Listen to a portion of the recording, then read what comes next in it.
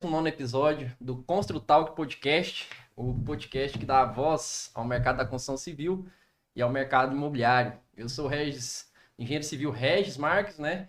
E hoje vos trago Caio Lobo, o incorporador.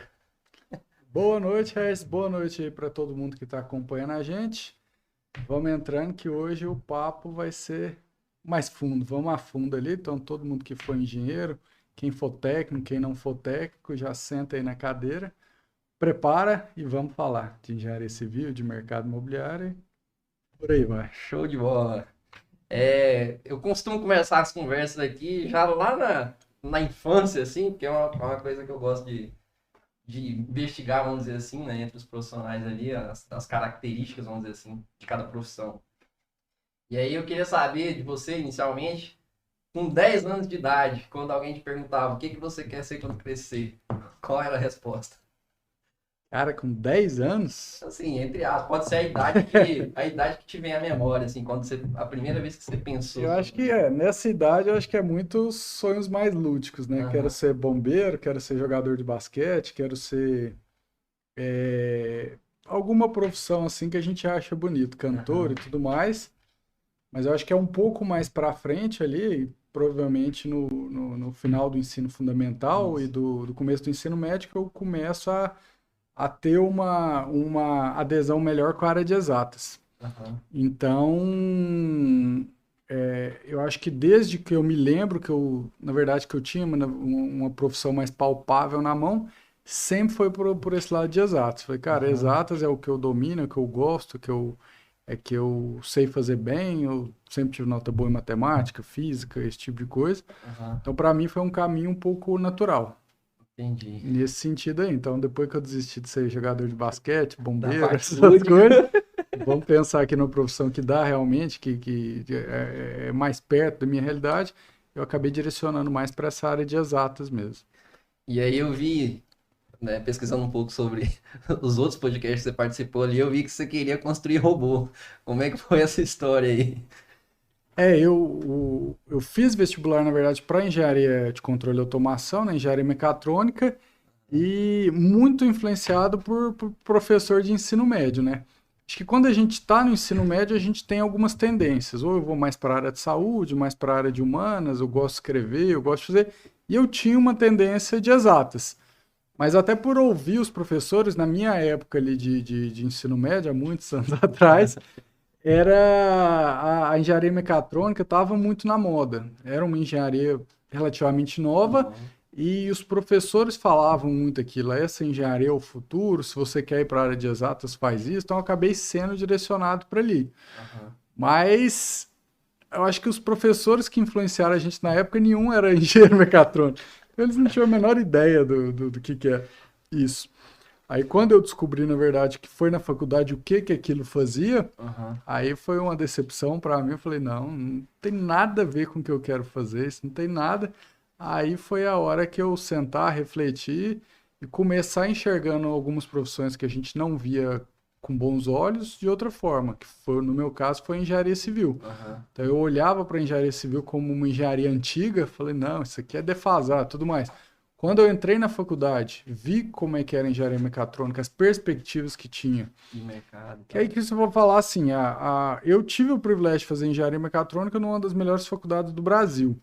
Então eu falo que eu estudei com os caras ali que tinham uns lá que eu acho que era igual daquele do filme Gênio Indomável. Os caras eram Crânio. crânio, espetacular. Então eu não me arrependo de ter feito por ter convivido com essa pessoa, que são realmente gênios. Mas o que eu vi é que você tinha muito gênio para um mercado de trabalho muito chão de fábrica. Então, basicamente, muita gente que fosse trabalhar na área ia ter uma remuneração ruim, não tinha um mercado tão atrativo. Tanto que dessa turma que entrou comigo, eu tenho contato com vários até hoje, a grande maioria, 90, 95%, não trabalha na área. São, sim, pessoas espetaculares, pessoas que têm uma capacidade fenomenal, Uhum. mas não trabalham na área porque o mercado não valoriza tanto esse tipo de profissional específico. Então, para mim, o caminho foi: deixa eu sentar, deixa eu refletir o que eu quero como profissão, agora que eu entendi um pouco mais as profissões, que eu fiz na faculdade, acabei olhando para a engenharia civil com esse um olhar diferente, né? Um olhar, cara, peraí que isso aqui é uma profissão legal. O Ciro fez quase a mesma coisa que você, né? Mas ele terminou a faculdade primeiro e depois de formado ele veio Sim. pro mercado da construção civil, né? Através da É, Upwork ali. um abração pro Ciro, mas o Ciro sempre teve o talento comercial. É. O bagado dele é outro.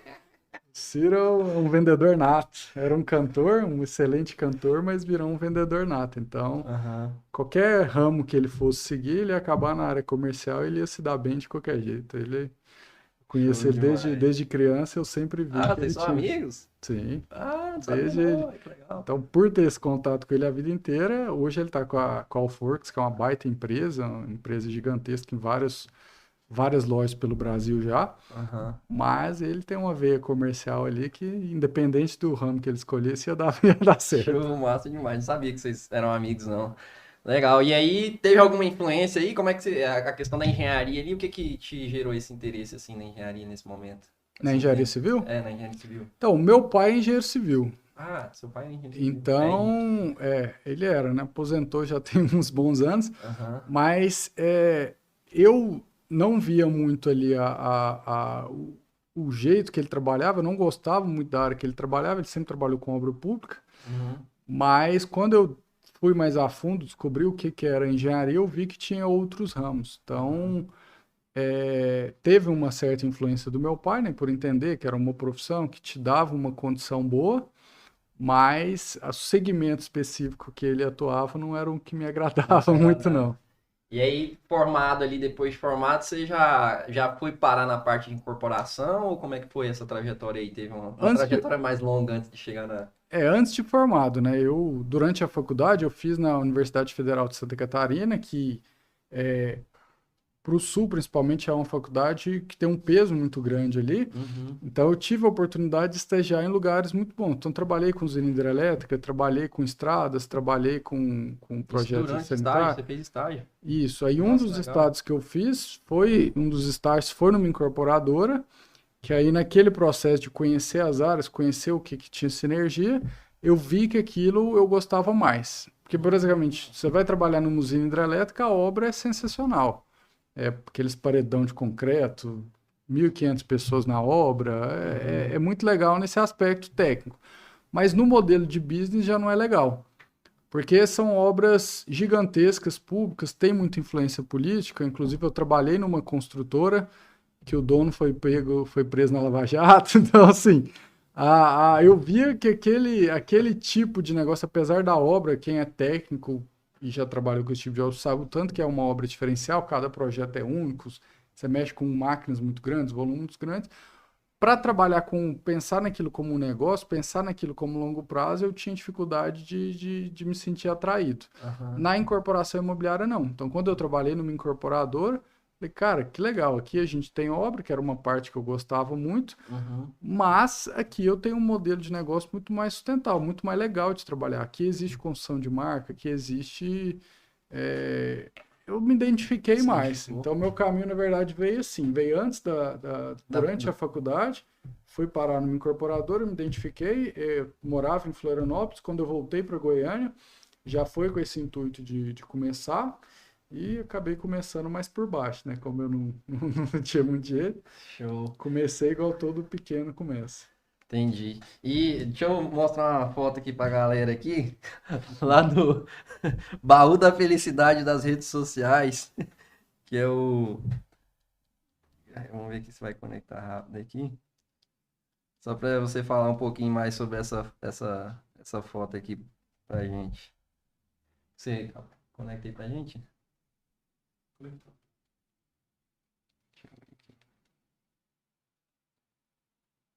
Vamos ver se vai dar certo, né? Que ao vivo.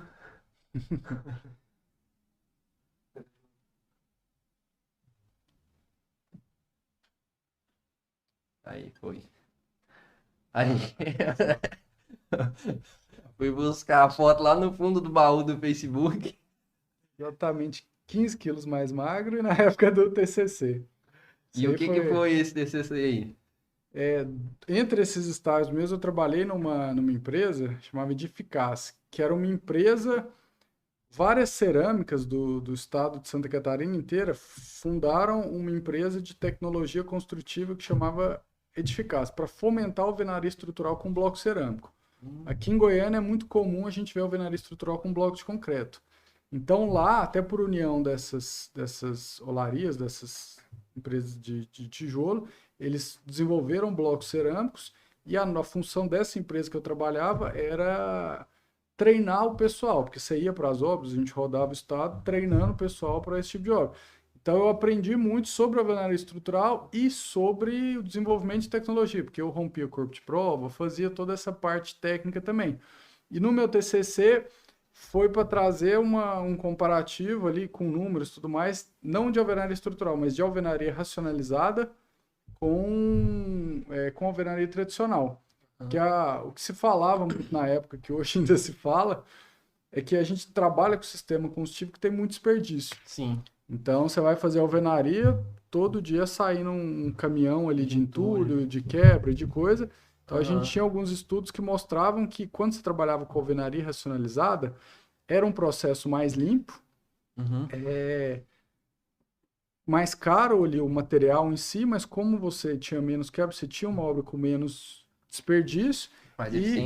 Mais eficiente, e acabava que em alguns casos você conseguia ter um preço competitivo. Mas até no meu TCC, olha lá, já tá justamente os números ali. O meu TCC mostrou que a alvenaria tradicional ainda assim era um pouco mais barata, mas quando a gente racionalizava algumas coisas, por exemplo, se eu faço uma alvenaria racionalizada melhor, com um bloco melhor feito, eu economizo também no revestimento. É até um tempo bom desse, porque, por exemplo, aí eu trago isso muito para minha visão de incorporador. Eu aprendi na faculdade, por exemplo, a fazer os testes. Então, eu testava os materiais, eu fazia um prisma para romper no laboratório da faculdade, e eu tinha muito essa bagagem do que é migué, falando aqui, e do que realmente é verdade, é uma tecnologia que está melhorando. Sim. Então, por exemplo, hoje, quando eu olho para o meu negócio ali, alguém me apresenta uma tecnologia nova, eu sei tudo que tem por trás no desenvolvimento de tecnologia. Eu falo, cara, isso aqui que você está me falando, porque o que acontece que uma crítica que eu tenho muito ao pessoal quando vem apresentar uma tecnologia nova. Lancei sei lá, tal tecnologia. Essa tecnologia que eu lanço, o pessoal geralmente vem com aquele discurso. Cara, você vai pagar muito mais caro no material, você vai pagar um royalty para usar a tecnologia, mas você vai economizar na mão de obra. No tempo. Você vai economizar no tempo. Então, eu vi aquilo na prática lá atrás e, assim, eu acho uma abordagem errada. Sinceramente, eu falo, cara, não é assim que tem que abordar. Você tem vários aspectos que você tem que pegar. Então, quando alguém me apresenta uma tecnologia nova Até porque essas tecnologias são pouco testadas na prática, né? Exatamente. Assim, é pouco testado e eles vêm com um negócio... um pitch de vendas já cheio de resultado. O material convencional é tanto, o meu material é tanto mais caro, 30% mais caro, mas esse 30% você vai economizar na mão de obra, você vai economizar e tudo, só que eles não combinam com a mão de obra, que vai ser mais barato. Tá, mas você já treinou a mão de obra já? Não, chega lá no canteiro e fala, para fazer desse jeito ou desse. Não, eu vou cobrar a mesma coisa. Eu falei, mas como assim? Não tem como. O cara me falou lá. Então, hoje eu sou um pouco mais vacinado com esse tipo de tecnologia. Eu acho que tem muita tecnologia bacana em desenvolvimento, muita coisa aparecendo, mas eu acho que, até puxando um pouco, pela primeira vez a gente vai ter essa oportunidade de realmente ser competitiva essas tecnologias. Porque não adianta, nos últimos 100 anos, alvenaria, concreto armado e mão de obra barata é uma combinação que ninguém conseguiu bater. Bater ainda. Aqui no Brasil, no caso? Aqui no Brasil. Porque é um jeito de construir que ficou muito difundido aqui. Então, por que a gente não conseguia mudar muito? Porque a mão de obra, historicamente, no Brasil era muito barata e isso acabou. Hoje a mão de obra é cara, a mão de obra é difícil, então a gente começa a ter que enxergar. Cara, não dá para fazer o volume de obra que a gente precisa com o cenário atual e futuro, principalmente no futuro que tem cada vez menos gente. E a gente entra com uma outra novidade, que agora a gente está falando da reforma tributária. Uma construção em loco sempre foi pagou-se menos tributo no Brasil do que uma construção industrializada, por causa de ICMS e tudo mais. Agora a gente está talvez vai mudar esse corrigindo isso, na verdade, essa diferença. Então acaba que a tributação de uma de uma construção pré-fabricada, do Indústria. off-site, ela vai ficar, pelo menos a tendência é essa, bem parecida com a outra. E quais a expectativa em relação a essa reforma aí? Ela já está caminhando? Como é que é? Já está caminhando. Até, se não me engano, hoje teve mais um andamento lá no Senado, mas ela tá caminhando. Vai ter muita distorção, vai ter muita coisa, mas uma das coisas que me agradou, apesar de várias coisas não ter me agradado, principalmente para quem trabalha com serviço, a tributação vai aumentar muito, mas uma das coisas que me agradou é que a indústria vai ser muito valorizada, o processo industrial. Então, isso faz com que quem trabalha com obra e tem a dor da mão de obra, tem a dor de ver esse processo antigo, sujo, arcaico, vai ter um incentivo muito grande para isso. Falei, cara, se aqui vai ficar muito mais barato, vai ficar competitivo para mim a tributação, se a mão de obra está difícil para mim, ao mesmo tempo eu estou tendo acesso à BIM, à inteligência artificial e mais um monte de coisas para eu implementar algumas tecnologias novas que antes eu não poderia implementar. Então, para a gente que é do segmento, fica mais chamativo, fica mais tentador a trazer coisa nova, né? E esse bloco estrutural aí vingou ou não? Vingou nada? Vingou, igual eu falo, da mesma forma. Aqui a gente tinha poucas, aqui eu falo de Goiás, Centro-Oeste, a gente tinha poucas empresas que conseguiam desenvolver esse tipo de bloco, que é um bloco estrutural cerâmico. Então não vingou tanto para cá. Mas para o sul deu muito certo. Lá, assim, principalmente ali nos 5 primeiros anos de Minha Casa Minha Vida, que eu acompanho mais de perto lá, era muita obra com bloco estrutural cerâmico. Da mesma forma que a gente tem muita obra com bloco estrutural de concreto lá a gente tinha muita obra com bloco estrutural cerâmico. Show demais. Então, foi legal, vingou e falando da minha formação, me trouxe muito essa visão de o que é uma tecnologia nova, qual que é o processo para implementar ela e tudo mais. Eu até comentei com você antes, né, que essa questão da construção convencional é um negócio que me deixa intrigado, né? Já comentei também com a Carol, que veio aqui, né, engenheiro civil, e aí ela comentou, né, dessa questão do ciclo da incorporação ser longo, né, e por isso o risco, você não pode arriscar tanto. E aí você comentou também da questão da startup, né, no outro podcast que você foi, né, eu acho que seria legal você comentar também essa questão aí dos riscos na construção civil em relação a essas tecnologias aí. Quando a gente fala, sei lá, de uma startup de tecnologia, vou investir ali um valor, sei lá, 500 mil, 1 milhão, vou tentar ver se vai rodar, se vai ter aderência, vou fazer alguns testes. Se der errado... Se der errado, é um dinheiro que perdeu, se der certo, vamos embora, vai explodir. Então, essa lógica da startup, de testar muito até ir dando certo, não funciona muito na construção, na incorporação. Por quê? Porque os erros são muito caros. Vou fazer uma obra que custa 50, 60 milhões. Vou testar... E também eu acho que também a movimentação ali, né? Pra você mudar de rumo é difícil. Depois. Não tem como. Não tem como. Você aprovou, começou, você não vai conseguir mudar de rumo. Então, de repente, você fez uma estruturação errada e precisa mudar de rumo ou precisa fazer alguma coisa, cara, você perdeu. Às vezes você perdeu 30, 40 milhões. Então, não dá pra gente testar tão facilmente. Então, a gente tem que ter outros laboratórios, outras formas de tentar antes de botar isso a mercado. Também a gente fala, mas o incorporador é muito arcaico, o engenheiro é muito arcaico. Por que em vez de fazer desse jeito, ele não faz outro? É porque o risco é gigantesco. O risco-retorno não compensa. Eu gosto até de comparar. Não sei se você lembra quando começou a internet nos celulares no Brasil, tinha a tecnologia Vivo, que era CDMA, e as outras, a TIM, acho que era TCO, tinha outras lá que vieram com SIM, né, que é o chip, que é o que a gente usa hoje. E a Vivo investiu muito dinheiro nesse CDMO, que era outro tipo de tecnologia, que simplesmente não pegou. Então, assim, eles tinham muito caixa, eles conseguiram não quebrar, mas eles quase quebraram. Então, assim, foi uma questão de escolher uma tecnologia errada e apostar muito caro nela. Agora, quem veio depois, essa é uma companhia que entrou depois, já viu que estava dando certo, usou aquela e vambora. E na construção civil, quem vai ser a TIM da construção civil? Como que isso se dá? Aí eu vejo... Como você acha? Como você enxerga isso? Então, aí a gente vê, por exemplo, hoje o que a Tenda está fazendo. A Tenda está tentando expandir no Brasil uma tecnologia que eles chamam de madeira engenheirada, que é o wood frame. Então, basicamente, em vez do drywall ali de gesso ou de outro jeito, você vai usar a madeira engenheirada, que é uma madeira diferente. Não é aquela madeira que molha, não é a madeira que pega fogo. É uma madeira engenheirada, que tem outras coisas ali que faz com que ela tenha um comportamento diferente da madeira comum. Uhum. Essa tecnologia a Tenda já está usando, assim, testando há alguns anos, está montando fábrica e tudo. Cara, eu olho os balanços dele dos últimos 3, 4 anos, é prejuízo atrás de prejuízo, é problema atrás de problema. Eles até fizeram uma empresa que chama Arleia para desenvolver isso. Uhum.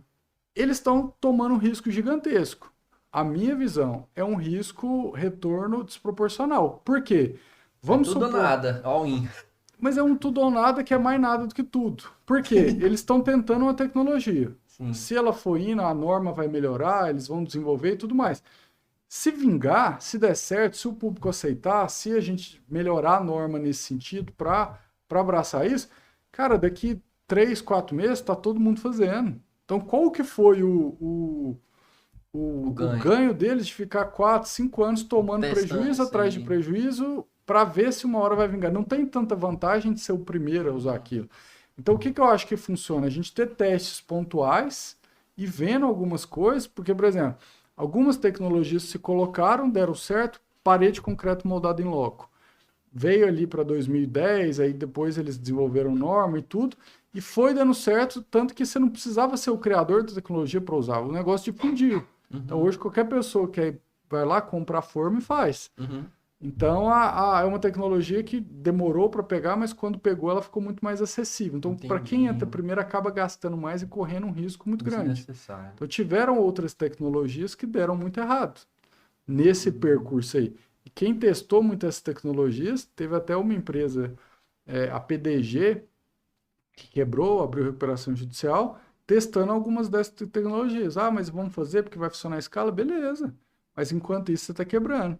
Agora eu acho que a gente vai passar. É teste pontual. Mas antes esse teste era até muito difícil, muito caro. Agora a gente entra numa nova fase de engenharia. Uhum. Hoje, os projetos, muita coisa está sendo feita em BIM.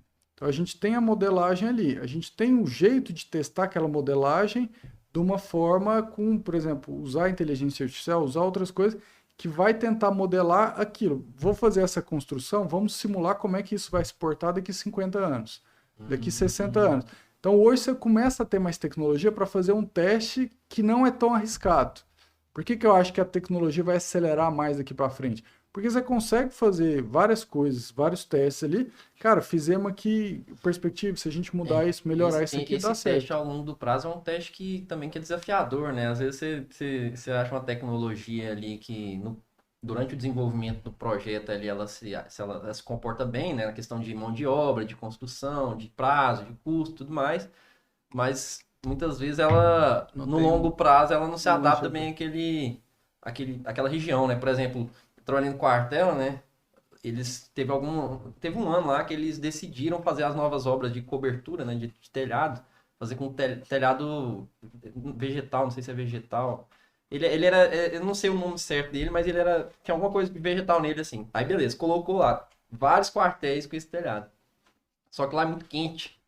Passou um ano, os telhados começou a deformar, assim, tipo, deformar mesmo, assim, de ficar inutilizado, sabe?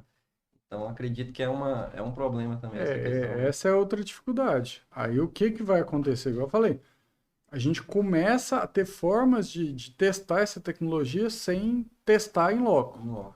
Aí eu falo, a gente está passando por uma transformação agora de inteligência artificial, de BIM, de alguns jeitos da gente simular isso com um custo muito menor. Sim. Então, por isso que eu falo, a gente tende a provavelmente mudar o processo construtivo nos próximos 10 anos mais do que a gente mudou nos últimos 100. Uhum. Por quê? Porque os testes vão ficar mais baratos, a gente vai conseguir aproveitar com experiências que estão fazendo no mundo inteiro. Por exemplo, eu estava vendo uma ponte que eles estavam fazendo em Amsterdã, estrudada com uma impressora 3D metálica. Uhum. Então, diferente do que a gente está acostumado, que a impressora 3D, a impressora 3D que a gente vê mais, ou ela faz o plástico, ou ela faz o argamassa ali, né, no caso de casa.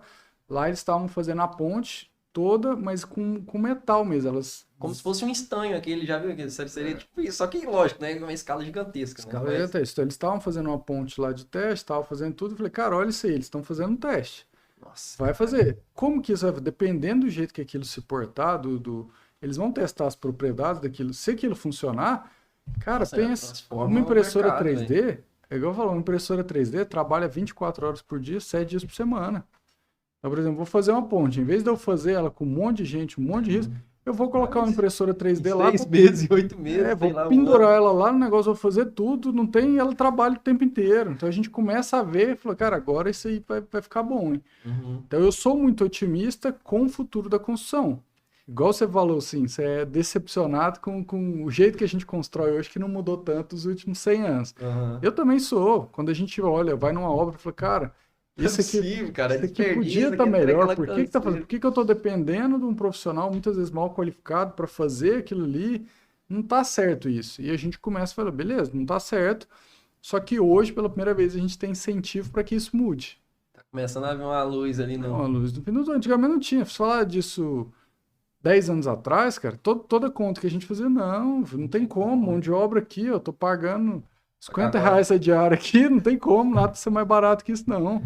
Entendi. Só que essa realidade tá mudando, né? Da mão de obra. Já mudou. Tem pouca mão de obra e aqui tem, eu, por exemplo, ajudante de pedreiro, né? O servente.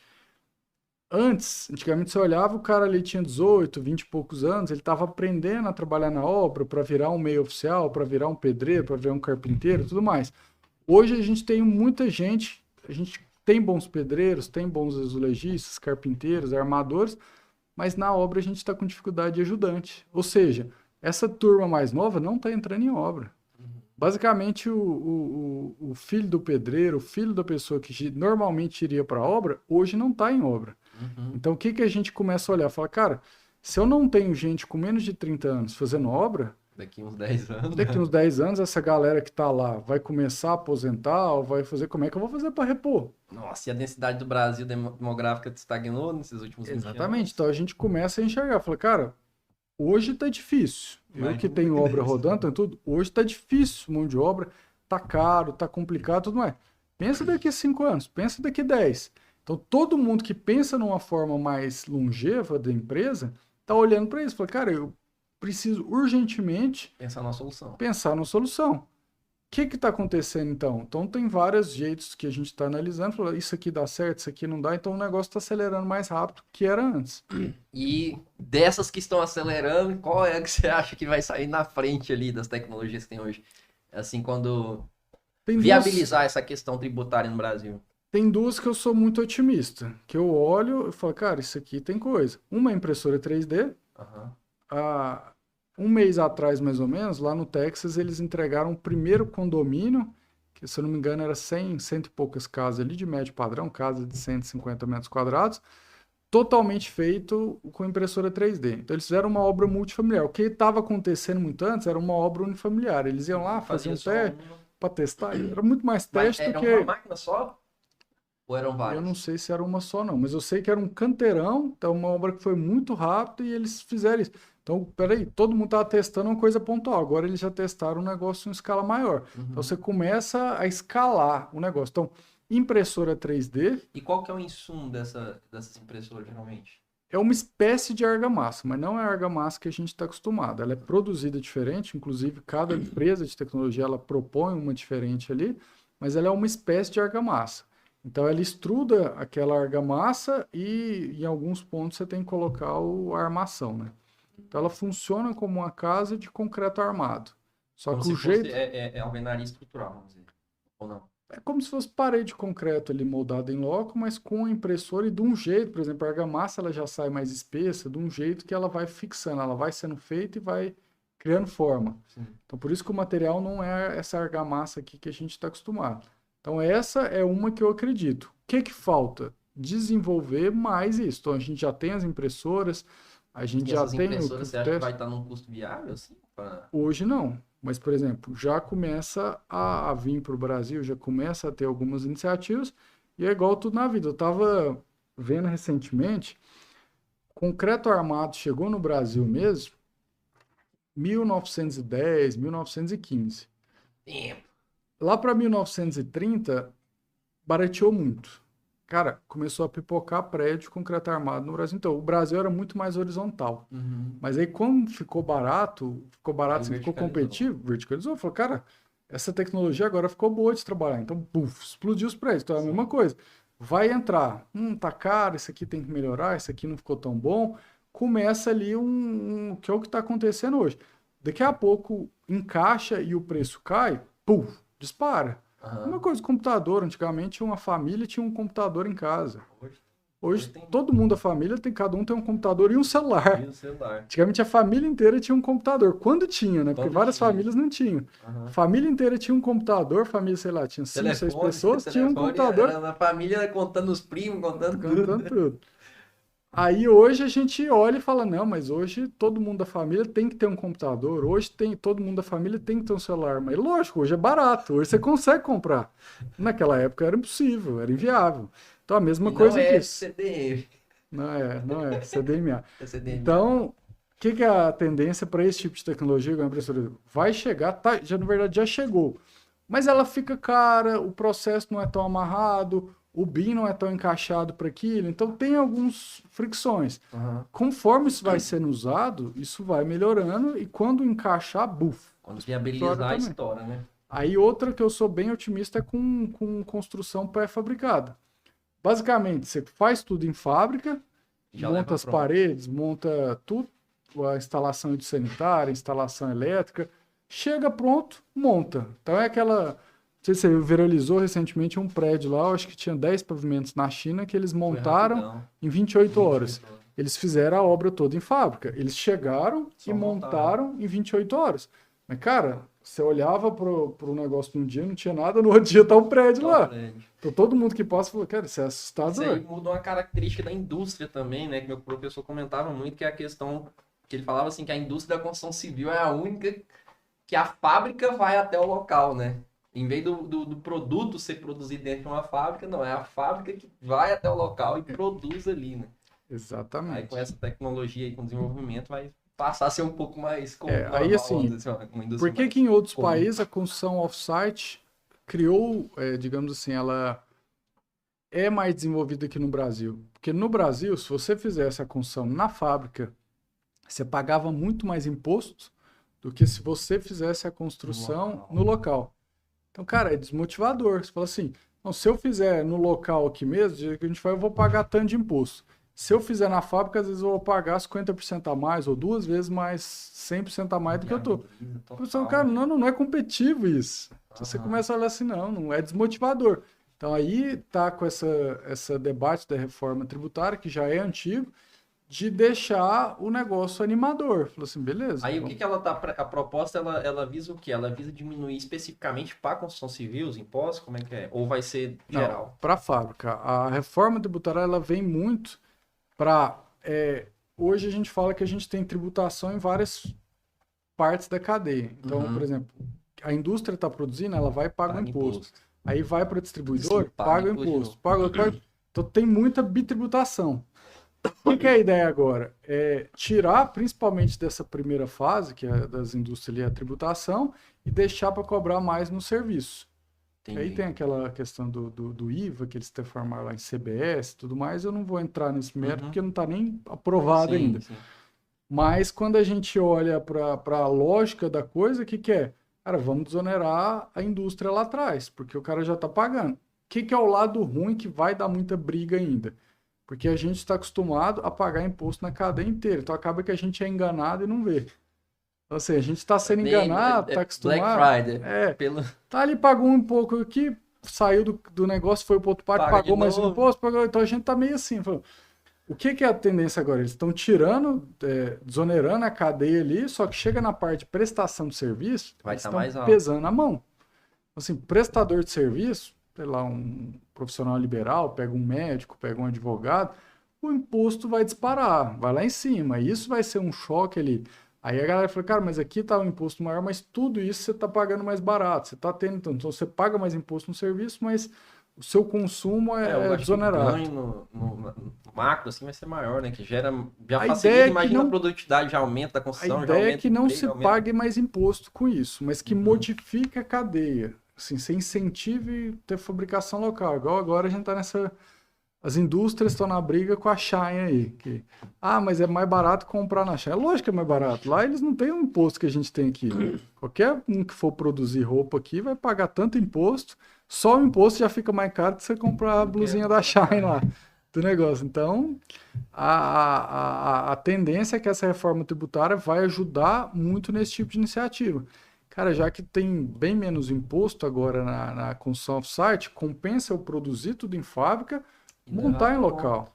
E produzir em fábrica, você vai conseguir produzir igual uma fábrica Já de carro. diminui a mão de obra Não, também. você vai estar ali igual uma fábrica de carro, com aquele monte de máquina produzindo, aquela esteira com braço mecânico, com tudo. E você chega na obra, vai ter mão de obra, vai, mas bem Bem menos. menos. Aí tem gente que E até menos. Vai ter menos esforço, assim, da mão de obra também, né? Que é muito puxado, cara. Isso aí também é uma coisa que eu olho assim, eu esse é fico, o cara, ponto. como é que o cara. 2023, o cara carregando Pra saco de carregar. cimento Esse é o e ponto que eu ia falar. carrinho novo. Caraca. Na década de não sei se você lembra da novela O Rei do Gado, que Ah, tinha a boia fria lá, a caçador de. Então, na década de 90 era muito comum, para o Brasil produz muita cana-de-açúcar, você ter os boias frias. O que era o boia fria? O cara saía de casa de madrugada, passava ali de domingo a domingo o dia inteiro cortando cana, matando cobra no caminho, fazendo tudo aquilo, e parava ali no meio do comia lá canavial mesmo. para comer comida fria, por isso que a boia é fria, e continuava ali, tal, tal. Aí, quando vieram as máquinas agrícolas, então chegava aquela máquina Ela gigantesca, mesmo, hoje em dia vai sozinho. fazia tudo, negócio, só que houve uma resistência inicial. Que não, mas aí vai tirar A mão de obra. a mão de obra. Cara, ninguém sentiu falta. Claro que Ninguém ficou não. assim, nossa, que saudade de ser um boia fria. Não, velho, a pessoa se aloca por uma profissão que ela vai ser menos remunerada e com menor esforço. Isso está Mais acontecendo. remunerada. Mais remunerada e com menos esforço. É o que a gente vê na construção. Cara, se as máquinas vierem e diminuir, vamos supor que vai diminuir 80% da mão de obra que a gente precisa hoje. Os que vão ficar Vão receber muito melhor. vão ser muito melhor. Quem que eu acho que vai ficar?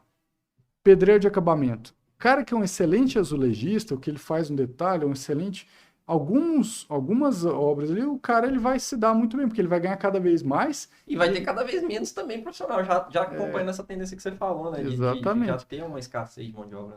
Então eu acredito fortemente que quando a gente conseguir fazer essa transação mais forte, cara, ninguém vai reclamar de, nossa, vontade de descarregar um caminhão de saco de cimento. De brita, de Um monte De areia, caminhão e tudo. Não, nossa, ninguém vai cara, sentir ninguém vai- saudade disso. A pessoa vai ter outra profissão que vai ser vai melhor ter remunerada. nostalgia nenhuma de lembrar desses Nenhum. dias.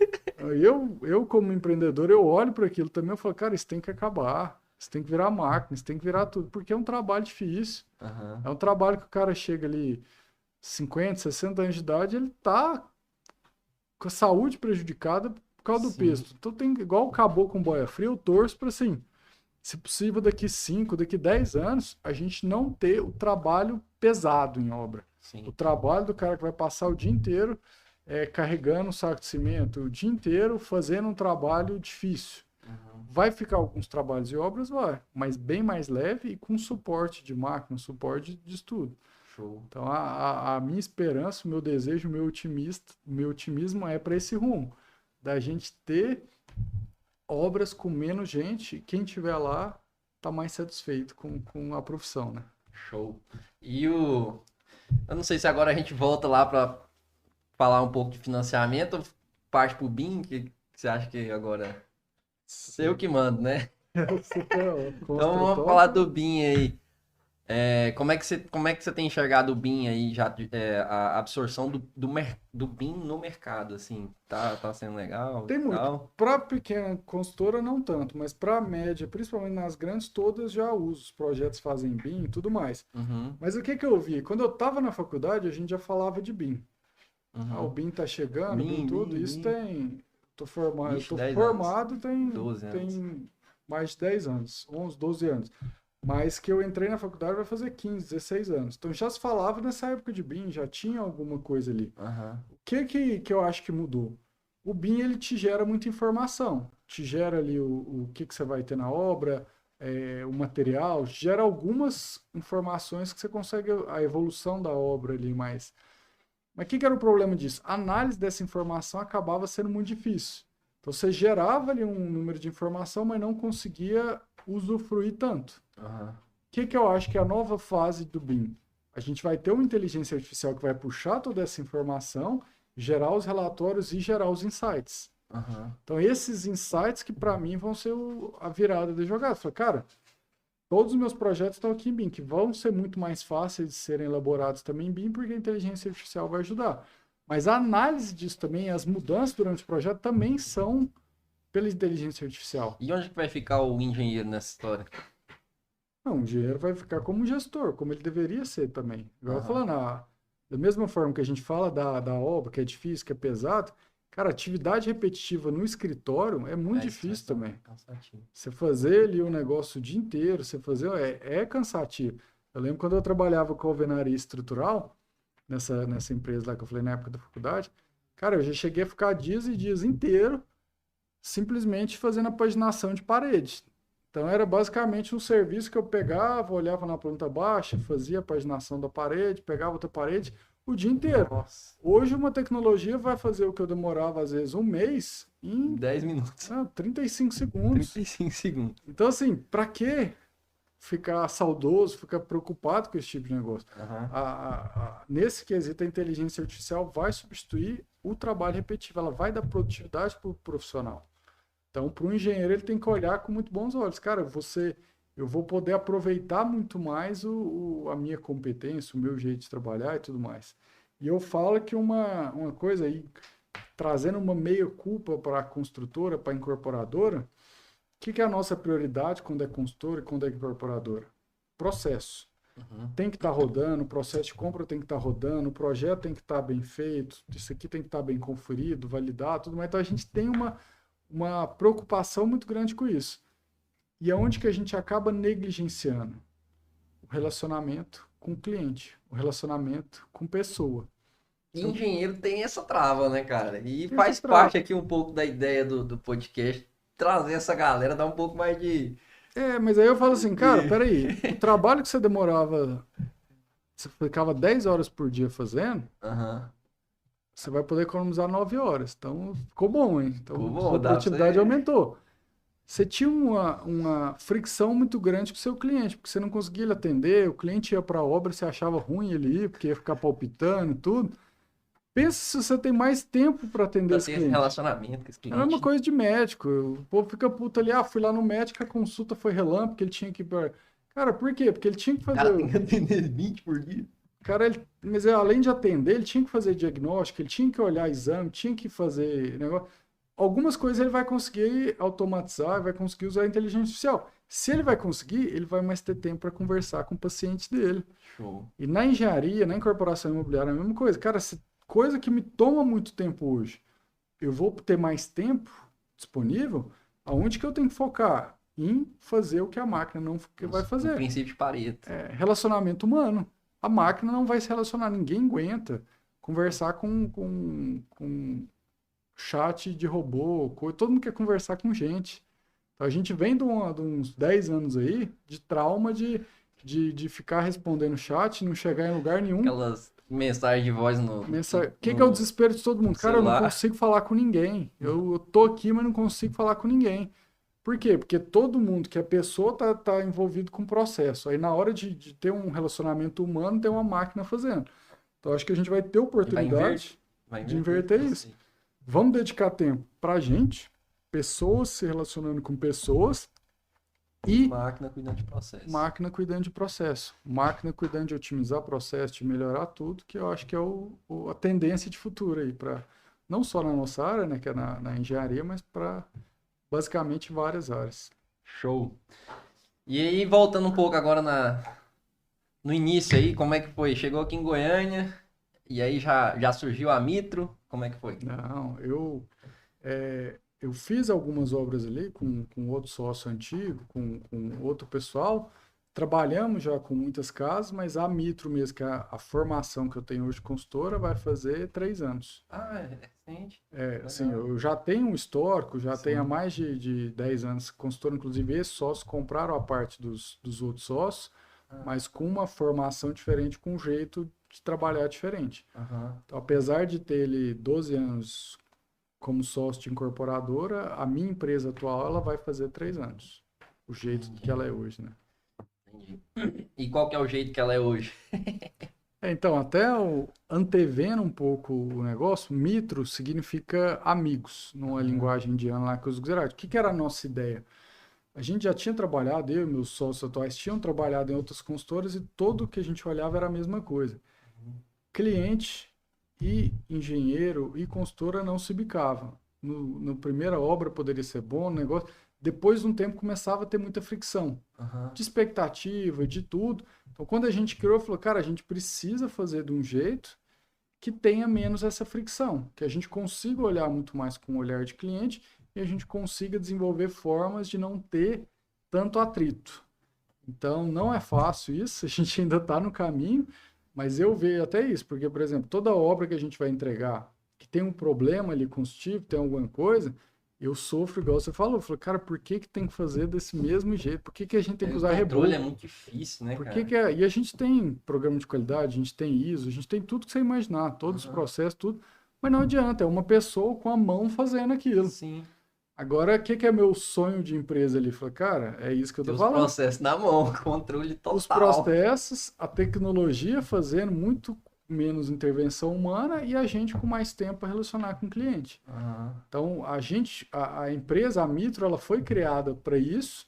A gente ainda tem muita dificuldade com isso, porque não é fácil controlar os processos, controlar o pessoal e controlar e ter esse relacionamento com o cliente, mas nossa visão do futuro continua essa e eu sou cada vez mais otimista.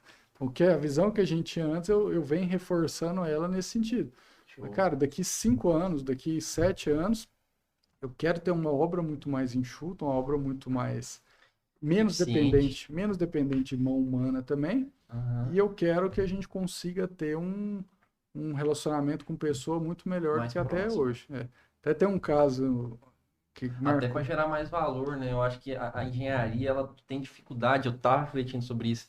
A dificuldade que o engenheiro tem de gerar valor, né? Assim, no serviço que ele faz, é difícil. Mas é que eu acho que o foco E dele, aí tem por essa questão do exemplo, relacionamento, ela com certeza vai ajudar nisso. vai ajudar nisso. Ter mais relacionamento, isso tem valor. Sim, Igual eu falo, o, o médico que se relaciona melhor, ele ganha geralmente mais. O advogado que tem um relacionamento melhor, o engenheiro tem um pouco mais de dificuldade com não isso. tem relacionamento. Cara, não, eu tenho que estar ali com a obra, eu tenho que estar lá. Eu falei, cara, beleza, mas tem que entender que no negócio é importante também relacionar, é Sim, importante tudo mais.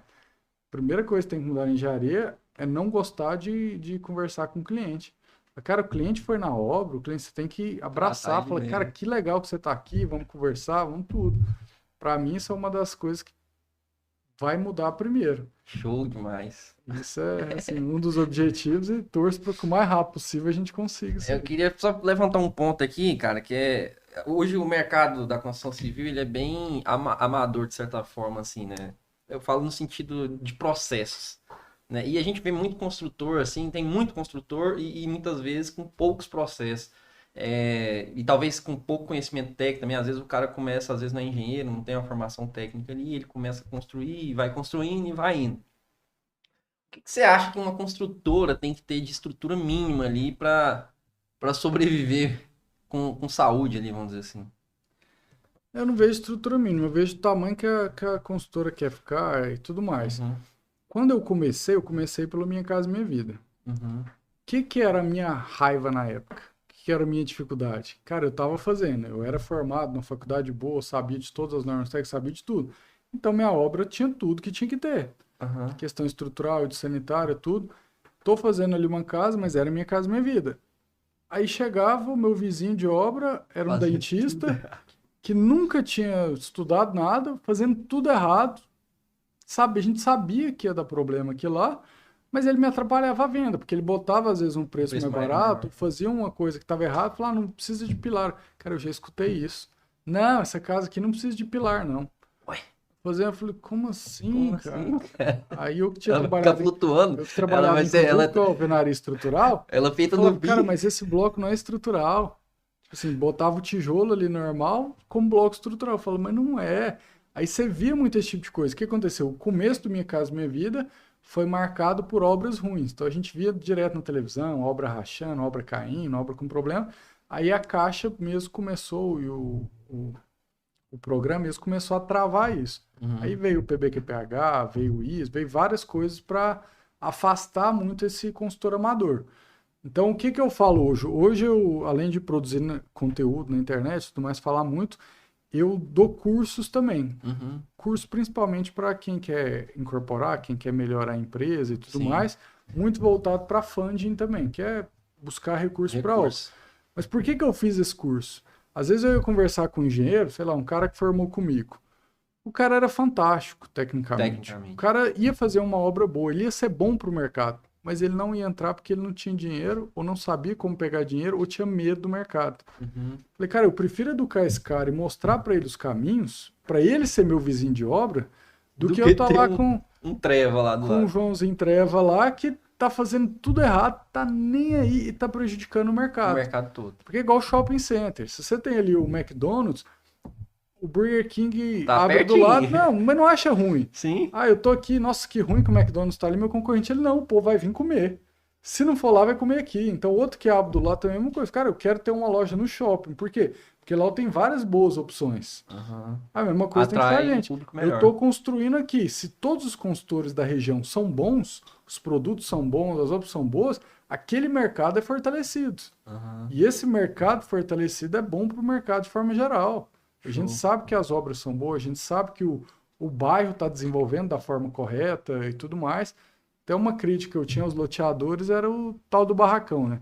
O cara vendia o lote todo errado, para quem não conseguia comprar, para quem não conseguia fazer, o cara vendia de qualquer jeito, porque ele ia retomar o lote depois. Só Uhum. que aí o povo ia fazer os barracão, quando via ali um bairro que estava até às vezes numa localização boa, tava só barracão e um monte de obra abandonada, porque o cliente não conseguiu pagar. Eu falei, cara, esse business mais atrapalha do que ajuda o mercado. Não tem como você vender ah, mas a parcela é R$ 400, eu não olho a restrição do CPF. Beleza, daqui 2, 3 anos a parcela vai estar 1.500, que é mais caro do que uma casa. Uhum. Então esse cara vai abandonar o barracão dele porque ele não consegue mais pagar e reajuste de GPM mais tanto.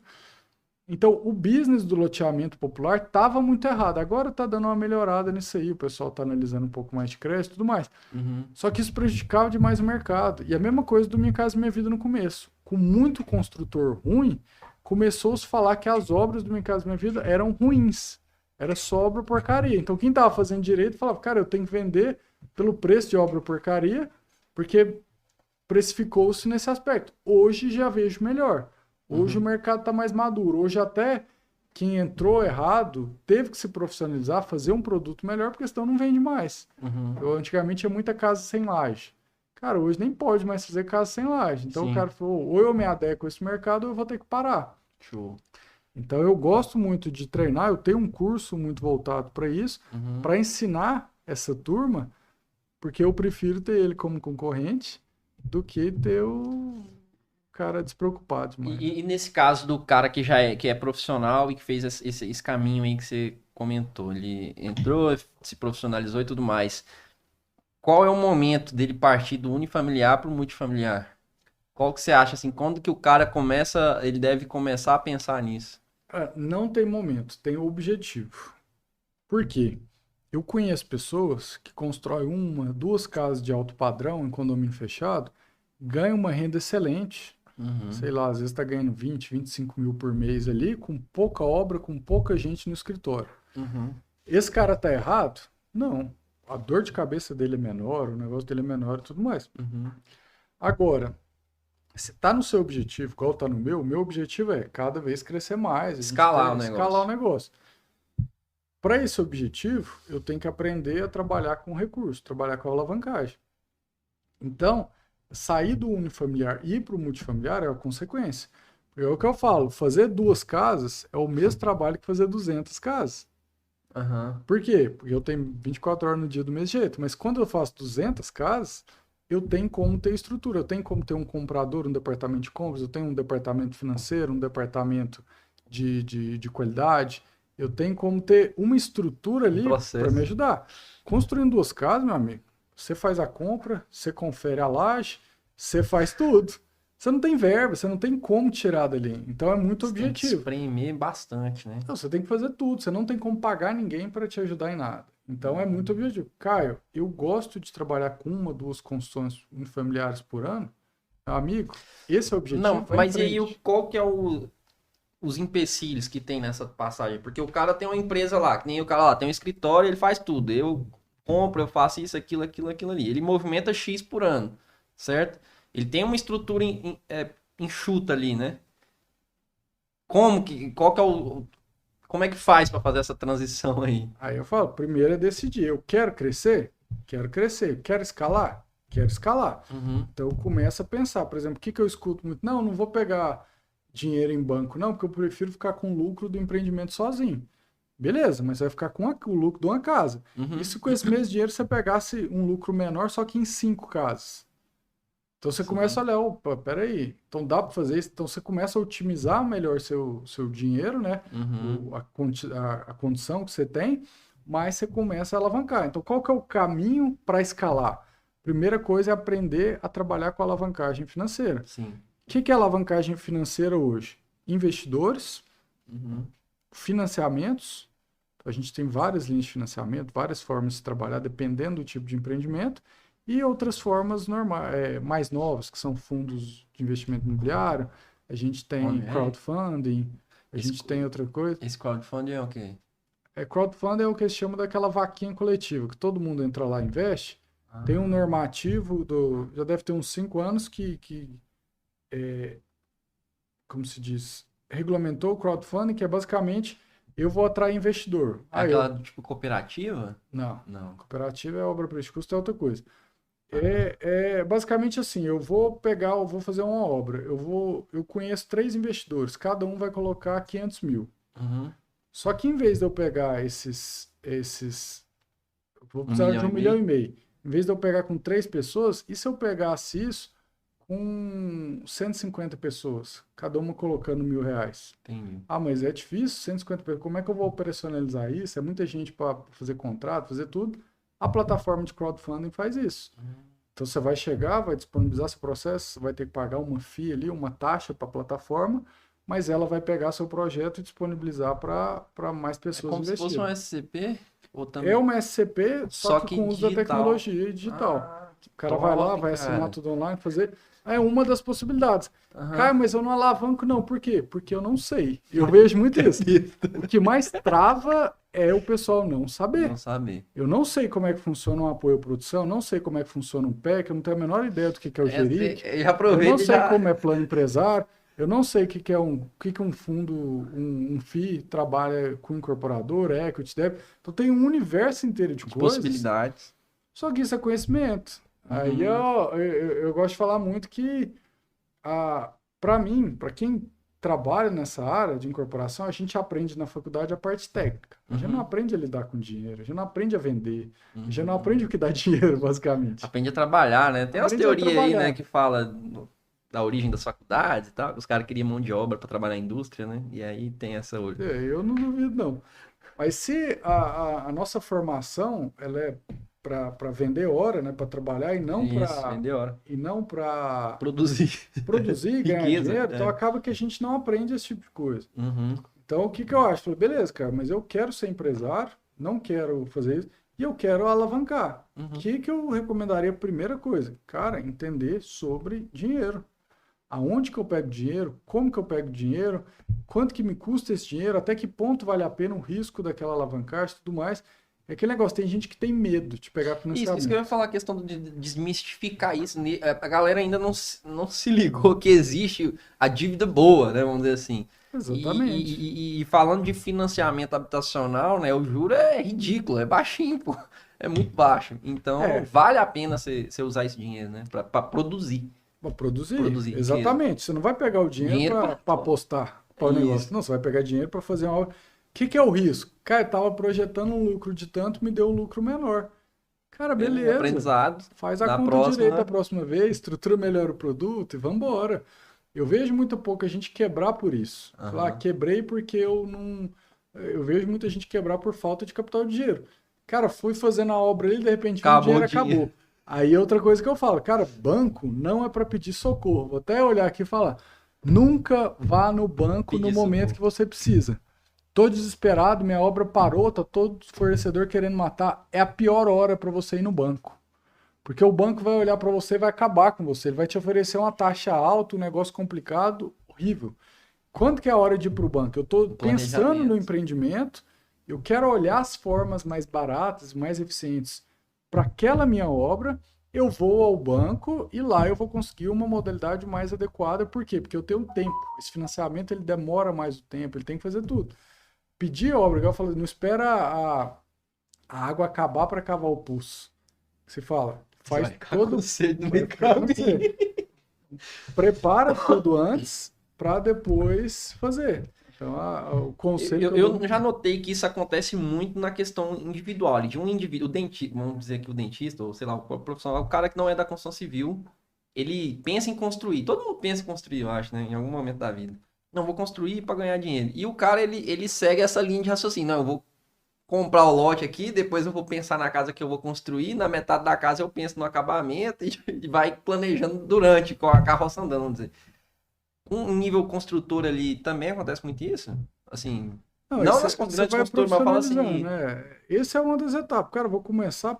Todo mundo é meio perdido no começo.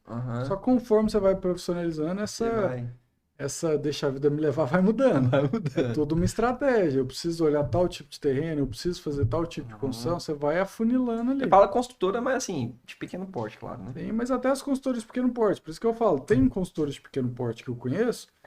Cara, o cara não quer ter funcionário. O cara quer fazer tudo sozinho. O Sozinho. cara, beleza, é o dele, ele vai continuar. Se ele ganha 10, 20 mil hoje, daqui 50 anos ele Ele vai vai estar estar ganhando ganhando 10, 10, 20 20 mil. mil. Sim, lógico que a inflação vai mudando o valor do dinheiro, né? Mas vai ser a mesma coisa, o padrão de vida dele hoje é igual. Agora não, quando eu escalo, eu tenho mais trabalho durante o período, porque eu tenho que formar equipe, eu tenho que treinar gente, eu tenho que fazer um monte de coisa. Mas no longo prazo, por isso que a minha decisão é essa, de escalar, Uhum, no longo prazo eu acabo tendo essa vantagem da escala uhum. também. Então acaba que eu acho melhor. Show. Mas eu não vejo problema. Então tem gente que critica, mas o cara quer só ficar naquela ali dele, deixa o cara. Se ele quer Show. ficar mais. Ah, não, Tem eu. cara que quer morrer abraçado Quer com a ideia morrer. da convicção, né? Fala que a convicção é uma prisão, né, cara? E o cara quer ficar naquela prisão dele ali e não adianta você falar que não Mas muda. para quem quer escalar, o primeiro passo que eu vejo é aprender a trabalhar com dinheiro, aprender a trabalhar com alavancagem. Porque, por exemplo, se eu tenho um determinado recurso, às vezes eu demoraria 40, 50 anos para chegar em determinado tamanho, porque, beleza, faz uma casa, depois faz duas, depois vai. Vamos supor que eu demoraria 40, 50 anos. Às vezes, em 10, 12 anos, Você já você fez conseguiu. aquele mesmo caminho que você demoraria. Por quê? Porque você soube trabalhar de forma mais inteligente com dinheiro, com alavancagem e tudo mais. Então, eu vejo um caminho. E é engraçado que eu vejo muito que tem mais gente querendo emprestar em determinados momentos do que gente querendo captar. Uhum. A gente, principalmente quando a gente é da área da construção, a gente acha, não, tá todo mundo construindo, não tem dinheiro para esse mercado, não tem tudo. Cara, mas não é. A gente tem muito pouca gente desenvolvendo. Desenvolvendo. Tem muito pouca gente desenvolvendo, assim, de forma profissional, né? Gente ruim tem em todo Tem em todo mercado. canto. Mas gente boa fazendo, desenvolvendo, crescendo empresa, estruturando processo, melhorando, tem muito pouca gente. É isso que eu te falo, que aquela hora que eu falei que é a questão de ser amador, o mercado, de forma geral, porque eu percebo mais ou Não, menos que tanto a que galera não busca, não tem esse pensamento de montar processos, né? uma das perguntas que eu mais recebo é, mas para fazer isso tem que ter PBQPH? Aí eu olho assim e falo, cara, você sabe o que é PBQPH? Porque você está perguntando se eu não estou nem te entendendo. Aí eu falo, não, eu quero fazer 200 casas, mas eu não quero tirar esse PBQPH. Basicamente você está falando assim, eu quero fazer 200 casas sem processo. Porque o Uhum. PBQPH, ISO, é só uma Programa de forma de qualidade. estabelecer processo e cumprir processo. Agora, se a pessoa vai fazer uma quantidade 200 muito casos sem, e grande, não quer ter um não quer processo, ter, é aquela assim, o cara tá fadado a dar errado. Não, mas eu faço duas aqui, o meu pedreiro que decide o traço, o material é do jeito que tiver mesmo, não tem muito negócio. Beleza, para 2, pode ser que você fique vivo uns 5 anos ali, o trem vai. Para 200, para 500, para 1.000, Não meu vai amigo, dar certo. vai dar ruim, vai dar muito errado. Então, se você quer crescer, a primeira coisa é o que eu falo muito isso em rede social, a galera que tem medo do PPQPH, fala, você vai fazer 1 ou 2 casas por ano, não preocupa com isso não. Não preocupa com o processo não, vai na sua. Mas você quer aumentar a escala? Cara, estabelece os processos. O comprador tem que fazer 3 orçamentos, tem que fazer 3 orçamentos. Por quê? Porque não é você que vai estar comprando. Você tem que ter uma garantia que ele está comprando mais barato. Você tem que ter uma garantia que o material que ele está comprando é normatizado, que tem PSQ, que tem aquilo. Então, tudo que você vai fazer num programa de qualidade é garantir a qualidade. Então, não adianta você querer crescer, mas não preocupar com isso. Então, para mim, é uma coisa antagônica. Então, cara, quer crescer, Tem igual que eu ter falei de novo, processo. é uma decisão. Mas é uma decisão que envolve você entender que você tem que ter processo. Então, quando eu falo que o trabalho de fazer 2 é o mesmo de fazer 200, porque quando você tem todos os processos estabelecidos, você tem gente ali, o que você vai ter que gerir não vai gastar mais tempo do que você gastaria com 2 casas. Porque você vai ter gente, você vai ter processo, você vai ter uma função diferente. A sua função como empreendedor, como desenvolvedor, vai ser diferente do que era antes. Sim. Mas é uma escolha, é um caminho. Aí eu queria que só você falasse aí sobre esse como é que é? Apoio à produção, PEC e o plano empreendedor, né? Plano empresário. Plano empresário. Qual que é a diferença dessas linhas de crédito, assim, basicamente, assim, só pra galera saber o que é? Não, basicamente, do apoio à produção para o plano empresário, assim, cada banco, cada norma tem suas normas específicas, mas de uma linha geral, no apoio à produção, você faz o desligamento na planta. Então, basicamente, não comecei a obra e vou começar a vender, meu cliente já consegue ir lá fazer o financiamento da unidade dele mesmo que não exista. Então, Esse é qual? o apoio à produção. Ah, entendi. Então, essa é uma diferença básica. Então, até para você entender se aquele consultor está usando o plano empresário, está usando apoio à produção, é ver se está tendo desligamento desde o início da obra ou não. O desligamento que você se refere é o quê? O cliente ir lá e fazer o financiamento no banco. Então, o que é o normal no empreendimento tradicional? Durante a obra, eu comprei um apartamento, vou ficar ali 3 anos pagando para a consultora, E 25%, 30% do imóvel, e os outros 70% ali eu financio quando o imóvel estiver pronto. Sim. Esse é o normal, esse é o plano empresário. Aí o que a incorporadora faz? Ela pega um dinheiro para fazer a obra, ela amarra aqueles clientes ali de forma do contrato, mas ela não tem a ligação do cliente com o banco. Com o banco. Então isso tem as vantagens, os prós e contras, mas no apoio à produção, qual que é a diferença básica primária? Desde o dia 1, estou com RI, lancei o empreendimento, eu já consigo ir lá e fazer o desligamento daqueles clientes. Show. Então, é uma modalidade. O que é melhor, o que é pior? Cara, Depende do empreendimento. Depende do empreendimento. Tem que fazer a viabilidade, estudo e tal. Exatamente. Aí fala, cara, mas o que você recomenda? Que você conheça todas as modalidades. Todos os bancos. Por quê? Porque o jeito que você vai usar o dinheiro vai influenciar muito na rentabilidade daquele empreendimento. Principalmente na TIR e no ROI. Que é sobre o tanto que eu apliquei, o tanto que meu dinheiro cresceu. Se eu pegar a linha de financiamento errada, sim, vai impactar diretamente lá no retorno que você vai ter. Diretamente no retorno. Peguei e vou fazer minha obra aqui pagando juros de cartão de crédito. Não vai nem terminar a obra. Fiz aqui 500% ao ano. Falei, meu amigo, você tá ganhando nem perto disso, como é que você vai ter? Então você tem que pensar isso, cara, eu dependo de pegar a linha certa. Como que eu sei que eu tô pegando a linha certa? Conhecendo todas. Mas tô com preguiça de aprender todos e tudo mais. Cara, vai pra outra área, vai ser funcionário público, vai fazer outra coisa. Porque se tiver com preguiça de entender o seu negócio e aprender a trabalhar com dinheiro ali, até para mitigar o risco, vai para outra área, não entra aqui não. Aí o plano empresário, a diferença entre os dois é só essa e a PEC, né? Não, tem várias diferenças. O PEC de modo geral, é uma, como se diz, uma personalização que a Caixa fez para o plano empresário. O plano empresário já existia em outros bancos. A Caixa gostava muito de trabalhar com apoio à produção. E ela começou a trabalhar também com o plano empresário, mas um plano empresário diferente um pouco do que eram os outros bancos. Então ela criou um nome próprio que chama PEC, mas se comparar os normativos ali, você vai ver que muita coisa é parecida do PEC da Caixa com o plano empresário do Itaú, do Banco do Brasil, do Bradesco, do Santander, então desses bancões. Então, assim, em linhas gerais, a modalidade que as construtoras usam, várias construtoras, para fazer um empreendimento, chama-se plano empresário. Uhum. Só que existem também o apoio à produção, que o Banco do Brasil chamava de financiamento à produção. Tem outra modalidade que é essa aí de poder fazer esse repasse na planta. Cara, mas você falou aí, é só essa diferença? Não. Não, sim, sim. Tem uma lista de É. 125 diferenças ali. Sim, sim, sim. Mas assim, Imagina o conceito mais geral é esse. isso. Aí Entendi. tem umas modalidades que vai ser melhor, por exemplo, no apoio à produção, como o cara já escritura a casa no nome dele, o cliente, você tem que abrir mão do INCC sobre o saldo devedor. Então, quando você joga isso na viabilidade, pesa. Mas, em compensação, você não paga juros sobre as unidades repassadas. Então, você tem que ir pesando isso na viabilidade para pensar. Aí, o que eu falo para todo mundo, eu particularmente gosto muito do apoio à produção. E dentro do apoio à produção, você tem apoio à produção FGTS e apoio à produção SBPE, que também tem regras diferentes.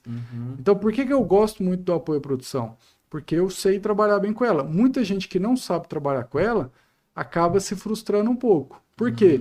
No apoio à produção, se você vender 80%, 90% no lançamento, você vai ser um fiasco o empreendimento. Não pode vender tudo. Você não pode vender. Então você tem que ter até uma venda mais controlada no início para você conseguir aumentar o preço, tudo mais. Para você conseguir depois trabalhar com a inflação, com o movimento de mercado. Né? Porque senão você vende tudo e depois você fica.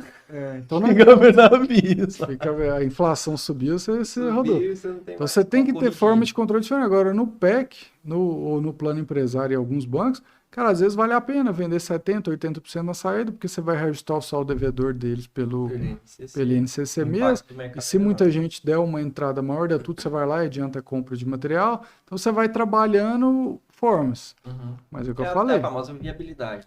É a viabilidade e é entender todos esses normativos, todas essas possibilidades que a gente tem. É o que a gente falou, crowdfunding. O que é uma vantagem dele? Você pode compor com financiamento.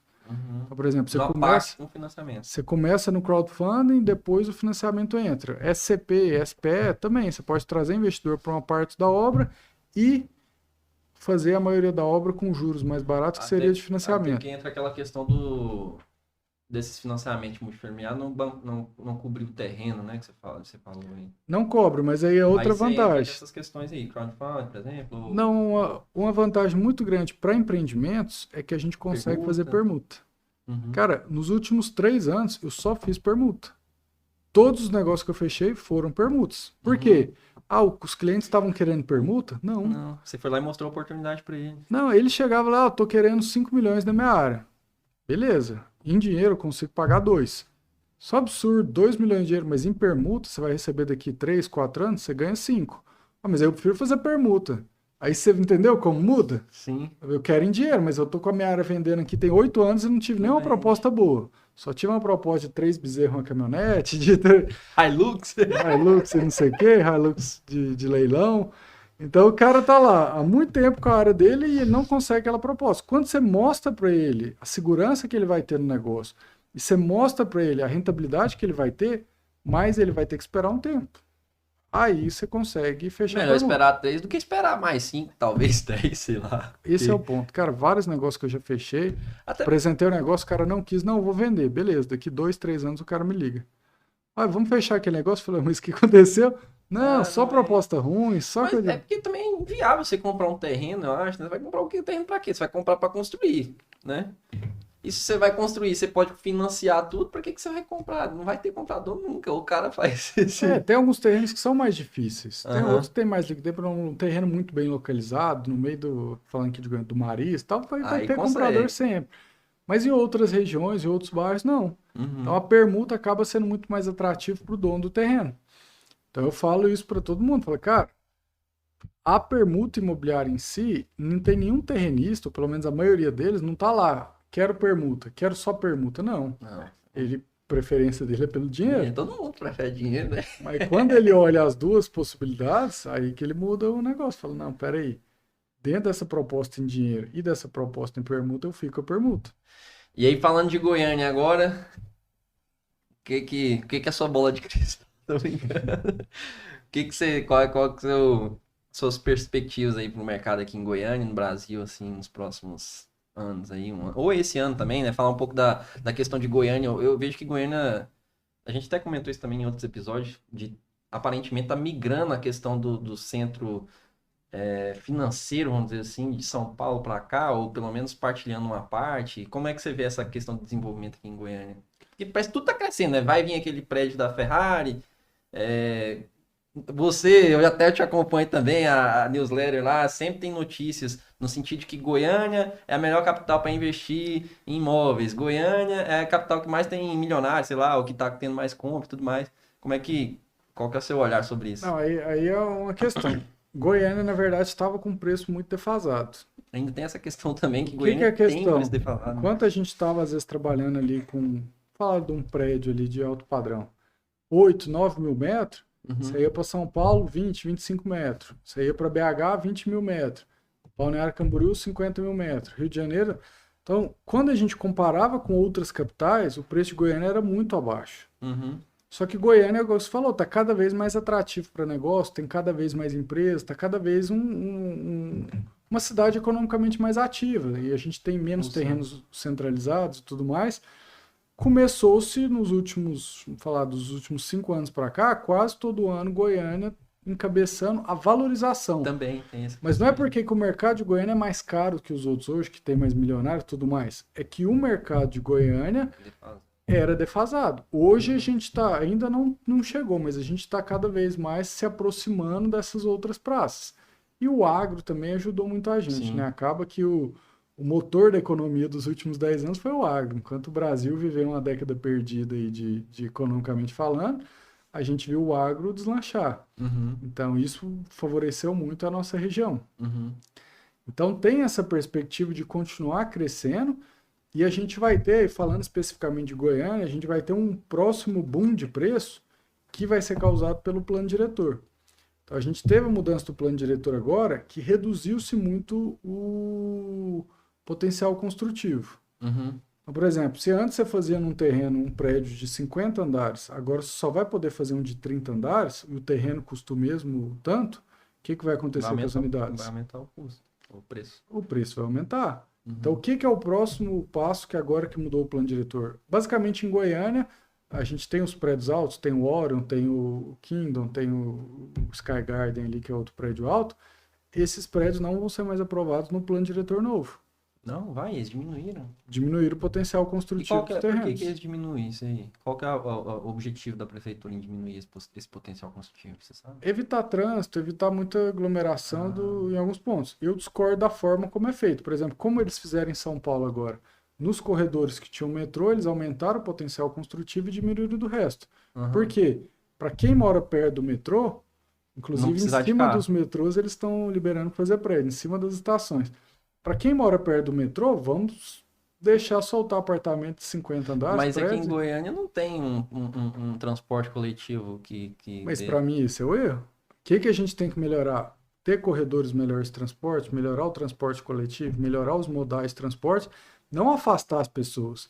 Porque aí num conceito de plano diretor, se você diminui o plano diretor, então, por exemplo, uma pessoa que conseguiria... eu ia comprar sei lá, no Jardim Goiás, mas agora diminuiu o potencial combustível, não consigo. Vou comprar no Novo Mundo. Vai ficar mais caro aí. Quem compraria no Novo Mundo vai ter que ir mais para trás. Então, você vai afastando a cidade. Só que quanto mais longe você tem menos rua asfaltada, você tem menos esgoto, tem menos tudo. Então, e o transporte coletivo também acaba ficando mais caro? Mais caro, o transporte, tudo. Então, você acaba fazendo a cidade crescer horizontalmente. E Goiânia já é uma cidade grande horizontalmente, eu acho, né? Sim, então... Você concorda com essa visão do plano diretor? Não. Mas ia ficar sustentável esse monte de prédio alto, sem controle. Beleza, mas a solução para mim passa por outro acaba caminho. Passando pelo transporte coletivo de todo jeito, né? Porque tanto verticalizando ou horizontalizando vai bater nessa tecla também. Mas a gente tem que pensar formas mais inteligentes do futuro da cidade. Então, assim, mas qual que vai ser o impacto? Já decidiu 10 anos agora com esse plano diretor, daqui 10 anos vai ser rediscutido de novo, não tem mais como mudar. Né? Em relação ao plano diretor, uma questão que a gente debateu aqui com a Carol também foi a questão dos vazios urbanos. Isso é uma coisa que te interessa ali também, ou não? Que você está atento, vamos dizer. Não é que te interessa, né? Mas que você está atento ou não. Que ela disse que ainda não foi decidido. Você tá ciente dessa parte? Não, eu não estou acompanhando essa parte específica não, mas por mim, quanto maior o imposto for sobre os vazios urbanos, é melhor. Eu sou contra o cara ter um terreno vazio no meio do da negócio. Cidade. Você tem água na porta, você tem luz na porta, você tem transporte público, você tem tudo ali, tem um lote vago. Aham. Pra mim, o negócio assim, cara, isso é absurdo, porque a gente que paga imposto tá pagando pra ter todo o serviço naquela região. Sim. Então a pessoa quer ter um lote lá parado pra valorizar pra daqui 10, 20 anos, e a gente pagando toda aquela conta, aí eu sou contra. Aí o que que você faz? Aumenta o Aumenta o IPTU desses imposto para lotes o cara vazios, vender. ou pro cara vender, pra fazer uma permuta imobiliária, para desenvolver alguma coisa, porque mais pessoas vão morar ali. Então se antes eu não tinha ninguém morando ali, eu passo a ter prédio de 300 apartamentos, vou passar a ter 700 pessoas morando ali. Então eu tenho 700 pessoas com Estão transporte público na porta, tudo. usufruindo. Então, num conceito de cidade, para mim, não tem que ter vazio urbano. Você tem que desestimular de qualquer forma. Adensar tudo. Ah, mas eu quero deixar minha área valorizar mais. Cara, Já valorizou, nós tá em 2023, cara. compra uma área a 50 quilômetros da cidade, Ih, valoriza espera lá. lá, espera que lá. Não no meio da cidade que você tem tudo. Entendi. Então, eu sou a favor disso, de onerar o proprietário de terreno Em vazios no urbanos. vazio urbano, porque essa cidade é horrível. Show.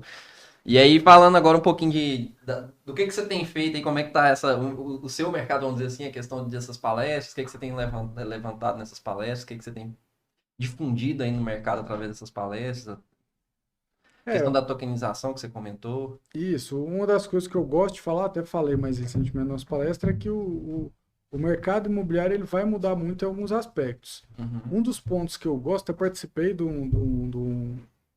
ver o YouTube aqui rapidinho, se tem pergunta. Ah, tá vendo? Mas eu participei de um evento recentemente que chama Blockchain Real Estate Summit, discutindo esse tipo de iniciativa para tokenização. Uhum. O que que é a minha visão? O mercado para quem quer comprar para morar, O que é tokenização? Só para... hoje você é proprietário do imóvel. Uhum. Quem que fala que você é o proprietário daquele imóvel? Cartório. Exatamente. Tem um tabelião assinando aquilo. Aí, por exemplo, o blockchain, igual a gente tem nas criptomoedas, é que existe uma rede de validação que é até mais forte, mais firme do que uma pessoa que vai ali assinar e falar que aquele imóvel é seu ou não. Uhum. Então a gente começa a poder ter isso com o que a gente fala de tokenização de ativos imobiliários. São essas propriedades com uma validação muito mais instantânea. Então, o que é o próximo passo para mim? A gente conseguir implementar, conseguir usar mais, nem que seja com a participação dos cartórios também, mas a gente ter transações mais rápidas e mais baratas. Quando a gente fala de imóvel como investimento, a gente tem uma penalidade em relação a outros tipos de investimento, que é demorado, você vai comprar um imóvel, 2, 3 meses até mudar a propriedade daquele imóvel, e você gasta muito dinheiro para fazer essa transação do imóvel. Uhum. Com essas novas possibilidades, às vezes no mesmo dia a gente vai conseguir transacionar um imóvel 5, 6 vezes. Então a gente começa a enxergar de outra forma o mercado imobiliário como investimento. Como casa, eu vou comprar para morar e tudo mais, não vai mudar tanto, não vai influenciar tanto. Uhum. Mas se eu quero comprar para investir e eu tenho a possibilidade de comprar e vender no mesmo dia e finalizar essas transações, o jogo muda. Sim. E quão distante está essa questão da tokenização? Eu participei de um congresso que eu também não é muito a minha área entender tão bem a fundo a tecnologia, mas o que ficou muito claro? A tecnologia já existe. A tecnologia está pronta, dá para fazer hoje. O que é a trava? Regulamentação. Regulamentação. Cara, mas eu vou fazer um imóvel por tokenização ativo, vale como escritura? Aquele tipo de transação vale, não vale? Ah, não, mas se começar a valer, quem que vai regulamentar? Vai ser a CVM, que faz a regulamentação da bolsa, porque é um ativo mais transacionado? Ou não? A gente vai ter participação do cartório, a gente vai ter... Nossa, esse cartório deve estar numa resistência louca nisso aí, né? Aí é os dois lados. Por um lado, o cartório está na resistência porque vai diminuir a receita. Por outro, ele está enxergando também que o próprio blockchain vai reduzir o custo dele. Aí, Então, no caso, ele vai continuar sendo responsável por essa transação? o trabalho que o cartório, que eu vejo, pelo menos, vem fazendo hoje é, cara, beleza, se ninguém aguenta mais um processo tão demorado e tão caro, vamos baratear, mas não deixa a gente parar de ganhar dinheiro, não. Então, eles estão falando, vamos construir junto uma solução que continua tendo cartório, mas às vezes vai estar rodando ali 24 horas por dia a transação, a gente só vai ter que fazer um controle. Então, acaba ficando mais barato, tem menos trabalho para ele. Às vezes você pega um cartório grande, em vez de ter, sei lá, 70 funcionários, com 2, 3 funcionários você consegue fazer tudo. Aham. E assim, Na verdade, eles estão querendo uma sobrevida deles, né? Porque, na verdade, vai ter que inventar função, vamos dizer, para eles, né? Porque o próprio mas assim, blockchain. vamos falar dos Sim, próximos sim. anos, muita gente ainda vai precisar dessa segurança. Falou, não, meu cartório tá lá e tal, Tal. vamos esperar mais. Igual eu falo assim, tem gente que é contra a tokenização de ativos, mas tem criptomoeda. Eu falo, qual que é a lógica? Qual que é a lógica, velho? Você Como é tá que ali é com isso? 500 mil em criptomoeda, que é a mesma coisa, a mesma validação, A mas você mesma tá com medo tecnologia. você tá com medo do negócio ali não ser, digamos assim, a Segura. tecnologia não ser segura. Porque, por exemplo, tudo que aconteceu de errado com as criptomoedas foram gente dando golpe em gente. Sim. Não o sistema Absolutamente, em si. não teve nenhum problema com a tecnologia, não teve nenhuma fraude, não teve nada que mostrou que a tecnologia não era robusta. Aham. Então, tudo que teve é o cara, não, me dá um dinheiro aí que eu vou investir em criptomoeda. E não investia nada. Pegava o dinheiro e vá no bolso. Vapo. É que nem a Então, Avestruz Master, né? igual a Vestras Master. Então, tinha lá o faraó dos bitcoins, tinha não sei o quê. Eu falei, cara, essa galera aí, ela ia ser malandra com qualquer jeito. Rapaz, e o tal do. Esse dia eu vi uma frase que também é engraçada, né? Que o cara falou assim: tal. Gente besta é igual estrada de chão. Nunca acaba, né, Acaba velho? nunca.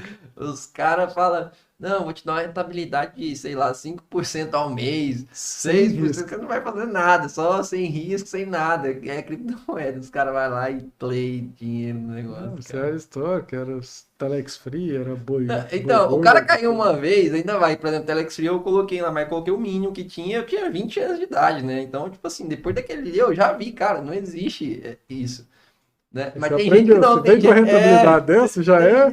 ué, e tem gente que não, parece que cai várias vezes, e aí, tipo assim, por exemplo, quem é da época que não entrou, sabe que existiu, né? Então hoje, se aparece alguma coisa parecida, o cara, pô, teve a Telex Free, foi. Aí não, o cara vai lá e Faz a ele mesma quer coisa. estrear com 30, 40 anos, ele quer estrear a pirâmide financeira. Então fechou, Caião, acho que é isso aí. A Valeu? prosa deu tempo aqui. Agradecer ao Nossa. pessoal que está assistindo a gente aí, aos que entraram, aos que saíram, aos que participaram, curtiram aí o nosso vídeo, nossa live aqui, nosso podcast. Muito obrigado ao Caio também por ter aceito o convite, dado essa moral aí pra gente. Muito obrigado, foi muito Valeu bom aí demais. a Eu gosto muito de falar do mercado imobiliário, esse tipo de conversa. iniciativa eu acho muito legal.